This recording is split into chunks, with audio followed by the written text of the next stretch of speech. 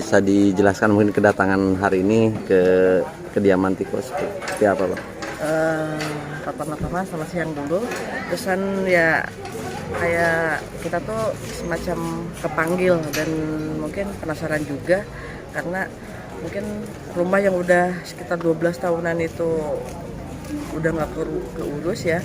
Terus tiba-tiba sekarang udah apa sih banyaknya orang-orang yang peduli dengan si termasuk keluarga dan juga rumah itu. Ya, melihat perjuangan Tiko sendiri selama 12 tahun merawat ibunya seperti apa? Kalau melihat perjuangannya itu luar biasa. Buat saya pribadi ya luar biasa karena jarang sekali untuk zaman sekarang itu seorang anak yang rela mengorbankan masa mudanya ataupun mungkin dengan tanpa harus di dalam rumah itu tanpa ada listrik, air. Terus dengan kondisi kayak gitu kan nggak segampang itu orang mau, dan dengan usia si Mas Tiko itu dia mau bertahan sampai 12 tahun untuk merawat ibunya yang lagi sakit dengan kondisi yang seadanya tanpa air, tanpa listrik, kan itu buat saya itu luar biasa. Mengingat juga kembali dengan mendiang almarhumah Bayu ya, yang begitu perhatian dengan orang tuanya ya. Ternyata seperti apa sih dengan ada kemiripan cerita dari Tiko dengan almarhumah mendiang Bayu? Itu sama banget, cuma mungkin perbedaannya karena kalau dulu seorang Bayu itu perjuangannya berbeda, mungkin alurnya berbeda ya.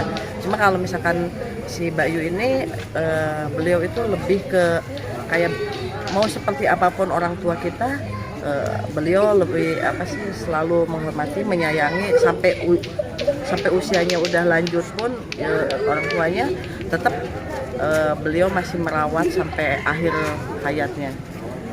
Seperti itu. Kalau untuk cerita Tiko, ketulusannya sama ketulusannya, terusan merawat orang tua yang tanpa ada apa-apa.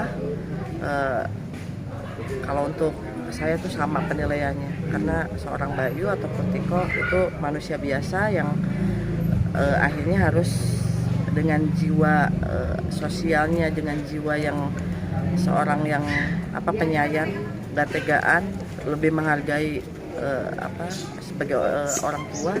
Nah di situ terenyuh saya juga datang ke sini dari Bandung jauh-jauh untuk sekedar tadinya cuma untuk nonton aja, cuma pengen lihat kondisinya seperti apa, tapi setelah di sini ya udah kita bikin kayak satu konten yang mungkin kalau dibilang menarik itu tergantung ke si penontonnya sendiri. Ini datang dari jam berapa dari Bandung? Dari pagi. Berangkat Karena Bandung Jakarta kan nggak terlalu jauh sekarang. Kak, datang dari Bandung sendiri, sebelumnya sempat komunikasi juga nggak sih sama orang-orang dari pihak Tiko, informasiin bahwa kakak pengen datang ke sini gitu? Tidak sama sekali. Artinya memang belum ada komunikasi dan sengaja dadakan. Betul. Artinya pure pengen melihat langsung. Iya. Karena kan kalau kita lihat di infotainment atau di berita-berita itu kan kadang simpang siur ya.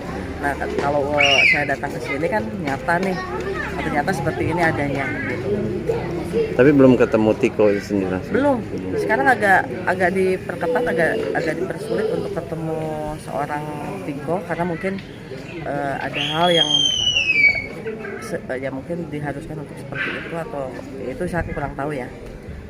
Kalau nantinya diberi kesempatan untuk bertemu dengan Tiko, apa sih yang pengen dilakuin Kak? Ya kalau ya seneng banget sih sebetulnya, karena tujuan saya dari sana ya ketemu Tiko, terus bisa ngobrol, kita sharing. Karena kan kalau kita sebagai manusia tuh setidaknya kalau misalkan kita banyak komunikasi atau sharing dengan orang, kita saling berbagi pengalaman, itu kan akan lebih baik. Dan termasuk saya juga lagi belajar untuk itu, dan nggak ada salahnya kalau kita datang jauh-jauh untuk cuma sekedar kita sharing aja. Terus bagaimana melihat sekarang banyak yang peduli sama kondisi Tiko selama belasan tahun ini yang kita lihat kan ya? Kondisinya ya kalau untuk saya pribadi sih senang, karena kan jujur kalau saya tuh baru tahu kesininya. Nah, kalau untuk misalkan kita memberi bantuan itu nextnya setelah kita langsung turun. Kalau misalkan masalah kepeduliannya ya kita juga sebagai semua manusia pasti peduli. Tapi kalau untuk lebih lanjutnya mungkin nanti kedepannya bisa lebih lagi dari ini gitu. Mbak, mungkin Mbak juga sebagai orang tua gitu ya, Iya. kasarnya sebagai orang tua punya anak.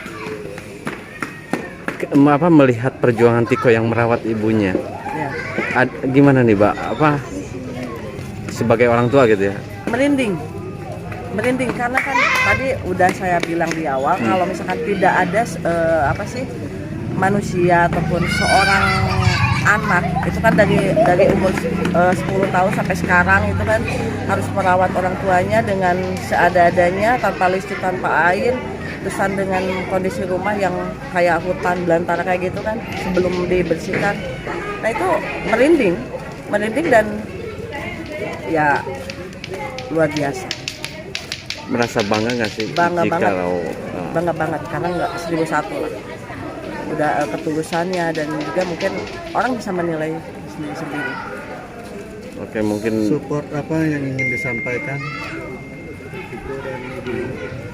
Tetap semangat, tetap semangat untuk hidup, semangat untuk ya jangan karena ini kita viral terus aji mumpung atau apa, jangan, tapi tetap semangat untuk kedepannya tuh kalau di saat kita tidak seperti ini lagi nanti kita bisa udah punya jalan untuk ternyata ini buat Pikonya mungkin kedepannya itu anak bisa bekerja dengan normal, buat Bu Eninya ya mungkin kedepannya bisa lebih normal lagi, sehat lagi dan bisa menjadi seorang ibu yang melihat ke anaknya dengan ketulusannya yang selalu mendampingi beliau sampai dari umur 10 tahun sampai sekarang.